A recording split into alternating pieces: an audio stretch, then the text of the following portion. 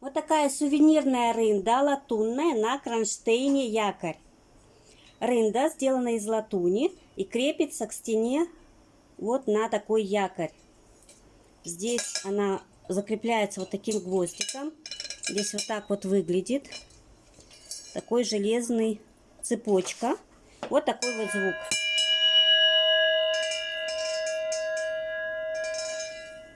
Как вы видите, звук достаточно громкий.